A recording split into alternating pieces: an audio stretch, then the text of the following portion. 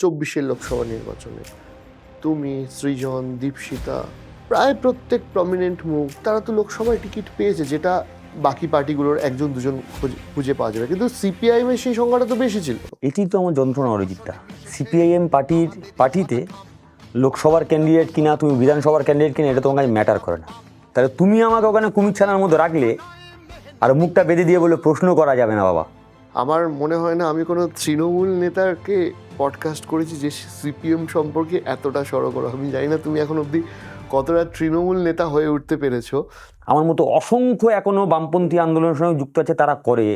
এরকম অসংখ্য মানুষ আছে, নইলে দেশ চলবে না, নইলে এই সমাজ চলতে পারে না, আমি বিশ্বাস করি।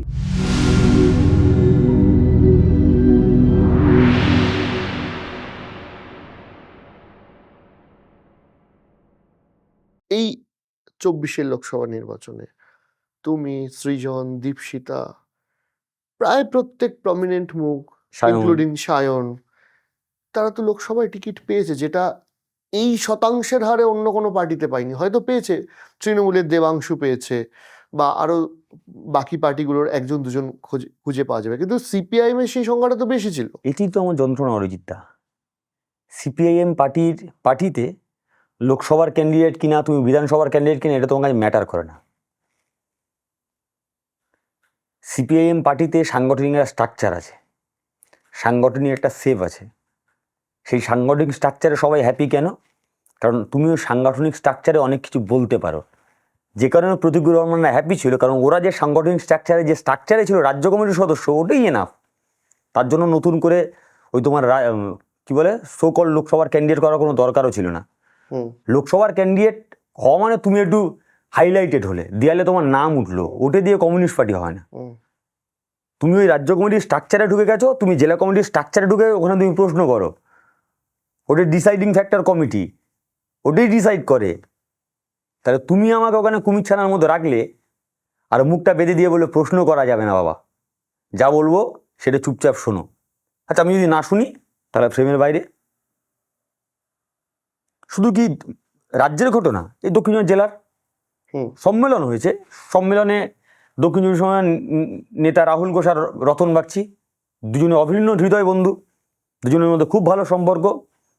কিন্তু আমরা যখন ছোটো ছিলাম কানে কানে বলতো রতনদা ভালো, রাহুলদা না এমনি খুব ভালো মনের মানুষ, কিন্তু ভুলে যায়, কিছু মনে রাখতে পারে না, একটু পাগল, খামখেয়ালি, ছোট থেকে বলতো আমাদের সামনে। তখন বুঝিনি, আমরা বিশ্বাস করেছি, আমরাও বলতাম। পরে বুঝলাম এই লাস্ট লোকসভা নির্বাচনের পরে জেলা সম্মেলন হলো। তুমি জানো সম্মেলন নীতি নির্ধারণের কম জায়গা, নীতি নির্ধারণ হয়। তার আগে যখন আলোচনা হচ্ছে সম্পাদক কে হবে, রাহুল ঘোষ না রতন বাগচি, তখন ওই যে ছোটবেলার ওই বুলি পড়ানো শিক্ষা, তোতা পাখির বুলি ঢোকানো হয়েছিল মাথার মধ্যে, জোর করে করে গেলানো হয়েছিল। রাহুল ঘোষ এমনি ভালো মানুষ, কিন্তু ভুলে যায়, বোকা, একটু উদাস, একটু খামখেয়ালি। রাহুল ঘোষ এমনি ভালো মানুষ, সম্পাদক তাহলে রতন বাগচি হোক, তাতেও কোনো প্রশ্ন নেই, হোক। প্রশ্নটা এইখানে ওঠে যখন রতন বাগচি, সৌমিক লাহিড়ী আর প্রতীকুর রহমানকে বলে যে রাহুল ঘোষের সম্পর্কে ব্যক্তিগত খারাপ এলিগেশন তোল, চরিত্রের দোষ আছে, মধু মাতাল সোকল্ড। প্রতীকুর রহমান তুলবে না। আমার কাছে রতন বাগচিও যেমন নেতা ছিল, রাহুল ঘোষও তেমন নেতা, কেন তুলবে? অনির্বাণ ভট্টাচার্য, যুব একসঙ্গে করেছি, ছাত্র একসঙ্গে করেছি, আমাদের নেতা ছিল, তারপরে যুবতে গেছে, বললো বল ও মদ খেয়ে রাস্তাঘাটে শুয়ে থাকে। আনলাম, তাহলে মদ খেয়ে যদি রাস্তাঘাটে শুয়ে থাকে আপনি চিঠি দেননি কেন? পার্টি থেকে বের করে দেননি কেন? সম্মেলনের সময় বলছেন কেন? যে প্রশ্ন আমার বিরুদ্ধে এখন করছে, নির্বাচনের সময় বলছেন কেন? অনির্বাণ ভট্টাচার্যের কাছে মনে ছিল না? অপূর্ব প্রামাণিক। এসএফআই একসঙ্গে সম্পাদক ছিলাম, একসঙ্গে করেছি, ডিএফআই সম্পাদক ছিল, তার বিরুদ্ধে অভিযোগ তুলে, আমি নাম নেব না, নাম নেওয়া উচিত নয়, এই নামটা নেব না, কোনো একজন সম্পাদক মণ্ডলীর সদস্যের মেয়ের নাকি ব্যাট টাচ করেছে। মেয়েটার বয়স কত?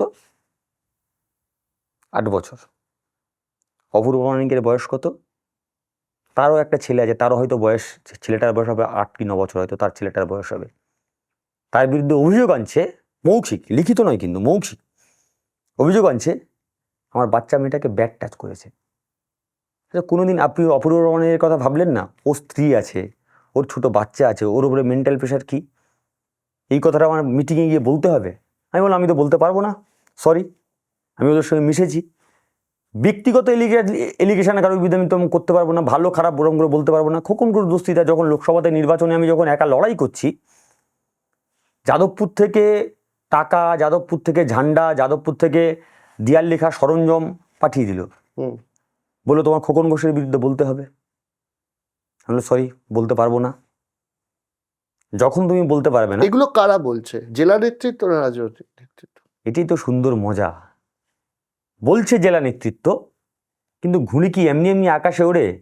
যখন ঘুড়ি দিশাহীন অবস্থায় ওড়ে তখন বোঝা যায় ঘুড়ির সুতো নেই, আর যখন ঘুড়ি নির্দিষ্ট সময় ধরে নির্দিষ্ট জায়গায় ওড়ে তখন বুঝতে হয় সুতোটা আছে এবং সুতোটা কেউ কোনো পাকা হাত ধরে আছে। That's it. নির্দিষ্ট দিশা আছে। অনেকগুলো জেলা হাতের মধ্যে এসছে, দক্ষিণ চব্বিশ পরগনা জেলা এখন হাতের মধ্যে আসছে না। সুজন চক্রবর্তীকে একটু সাইড ব্যাকে মারতে হবে, এখনো ফ্রেমের মধ্যে আসছে, ফ্রেম থেকে সরাতে হবে। সরি সুজন দা, কিছু মনে করবেন না, আমি জানি খারাপ লাগবে, বাট আমাকে বলতে হবে জনগণের সামনে। ফ্রেমের মধ্যে আসছে। সুজন চক্রবর্তী ছাত্রফ্রন্টের দায়িত্ব ছিল, রাতারাতি সরিয়ে দেওয়া হলো, পত্রিকার দিয়ে দায়িত্ব দিল এনবিএ এর দায়িত্ব। সিপিআইএম পার্টিতে তো শিক্ষার ভীষণ গুরুত্ব, ফলে এনবিএটা তো অবশ্যই গুরুত্ব।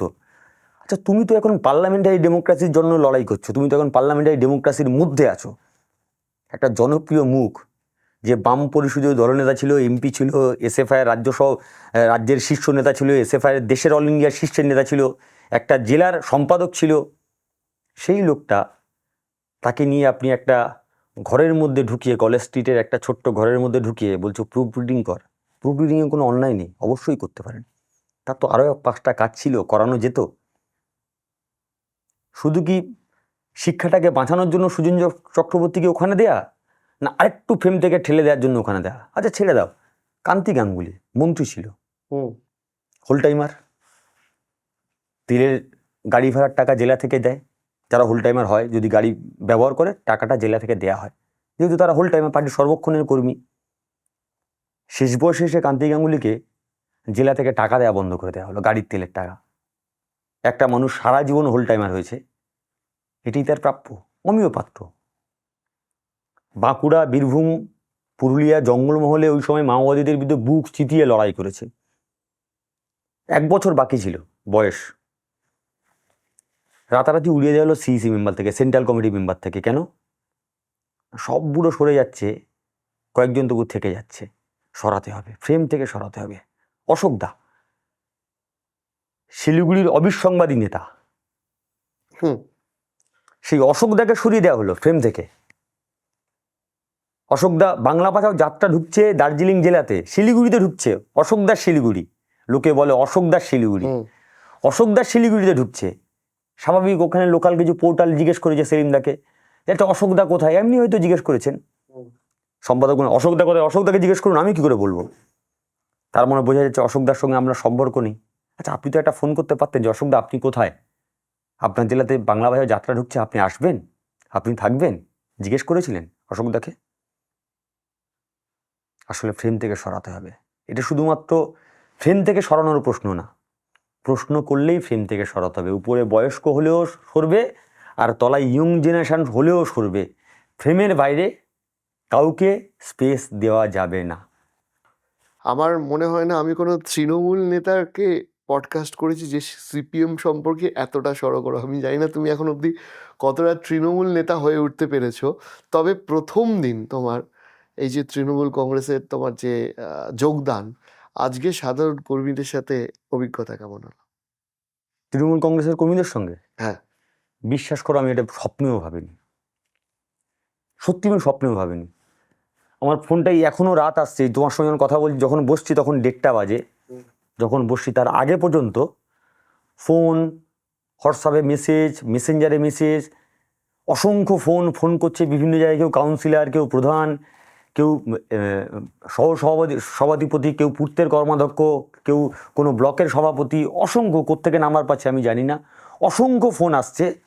এবং এটা একটু ভালো লাগা হয়েছে যে এতক্ষণ আক্রমণটা তো শুধু এক পক্ষে হু করে প্রতীক রহমানের দিকে আসছিল, প্রাক্তন সিপিএম কর্মী প্রতীক রহমানের দিকে আসছিল, হঠাৎ একদল লোক নেমে পড়েছে, আরে ভাই দাঁড়া দাঁড়া দাঁড়া, রুকো যারা, সাবার করো, পিকচার আমি বাকি হ্যাঁ, তৃণমূল কংগ্রেসের কর্মী, আমরা আছি এখন পেছনে, হঠাৎ করে একদল বাহিনী আমার পিছনে দাঁড়িয়ে গেল, এইটুকু তো।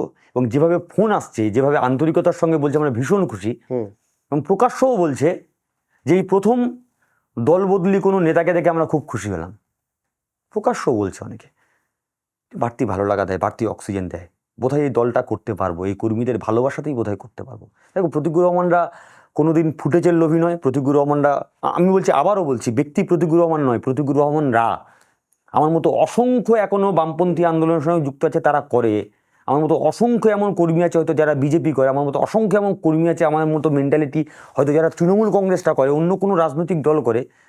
এরকম অসংখ্য মানুষ আছে, নইলে দেশ চলবে না, নইলে এই সমাজ চলতে পারে না। আমি বিশ্বাস করি ভালো মানুষ অসংখ্য আছে যারা ফুটেজ চায় না, যারা পথ চায় না, যারা ব্যক্তিগত চাওয়া পাওয়াতে বিশ্বাস করে না, যারা শুধু চায় একটু ভালোবাসা আর একটু মানুষের মধ্যে থাকবো, একটু মানুষের কাছ থেকে বাড়তি সম্মান। আমি তোমাকে সম্মান দেব, তার বদলে আমি তোমার থেকে সম্মান নেবো, এইটুকু, আর তো কিছু না। সেটুকু তো এখন অনেক পেয়ে গেছি, যথেষ্ট পেয়ে গেছি। আমি যতটা চাইনি তার চেয়ে অনেক অনেক অনেক বেশি পেয়ে গেছি এই একদিনে, 24 ঘন্টাও এখনো হয়নি।